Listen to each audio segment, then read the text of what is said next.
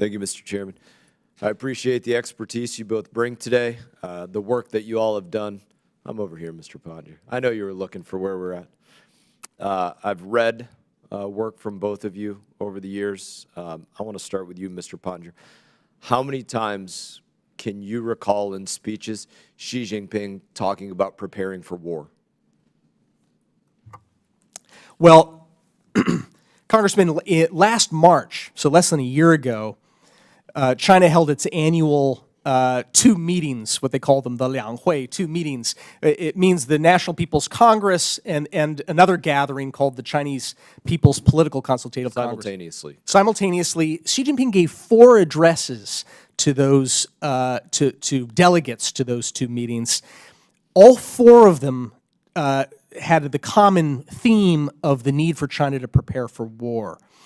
And in the lead up, there were changes that were being made to laws. For example, making it easier to put the military in charge of Chinese society in the event of war. New rules to retain reserve military personnel for longer periods of time, particularly if they have key skills. New military mobilization offices that have popped up in most of the provinces around China, building air raid shelters right across from Taiwan, as well as starting to create authorities for building military hospitals that can do combat care. I don't take comfort in any of those signals, any one of them, much less the constellation that is painted by all of them combined. So I think that war is on Xi Jinping's mind. He's told us as much. Anybody preparing for war, obviously they're looking at a number of different facets of where they could weaken their enemy. And whether that is through their military might, whether that's economically, whether that's in any place domestically, there could be a host of places that they try. What worries you most out of any of those areas that you see them working to weaken the United States of America as they prepare for war? Well, I think that all of the things that add up to deterrence are built on one factor in particular, and that is hard military might, the credible availability of decisive military force.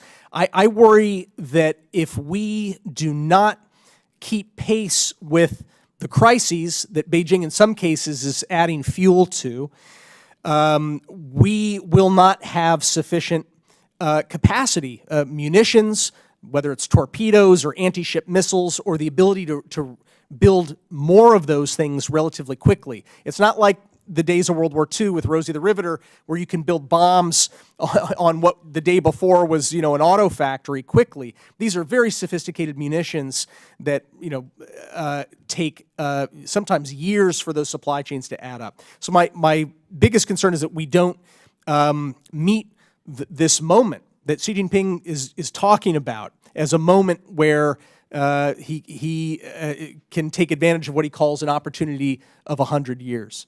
We quite often in this body talk about the Belt and Road Initiative and largely focus on these developing countries where they can put a road in, extract something that they need for their supply chain to that effect. I don't think we look enough internally about where does the U.S. investor, the U.S. investment into China, how is that making us subservient to that Belt and Road Initiative as Americans, and where does that advance their preparation, or where could it pull their preparation back were that U.S. investment to decrease? Well, the Belt and Road Initiative is really a vehicle for corruption. It's a means to expand China's influence around the world through co-opting elites and governing elites in foreign countries. There's a reason why most of the Belt and Road agreements that China signs with foreign governments are not available to the light of day. They are secret. Some of them have been leaked over the years, and they have these common patterns to them. They involve countries pledging sovereign assets. I mean, the things that belong to the people of those countries, whether it's a port or it is telecommunications and rail infrastructure.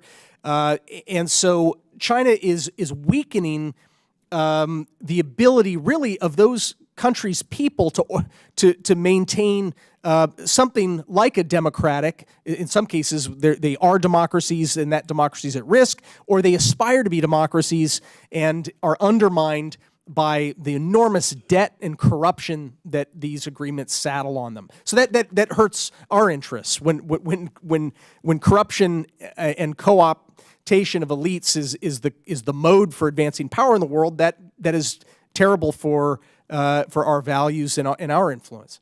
Thank you, Mr. Chairman. Hey everyone, thank you for watching this video. If you enjoyed the video, please click like and subscribe. I will be back on YouTube with more exclusive content, so stay tuned.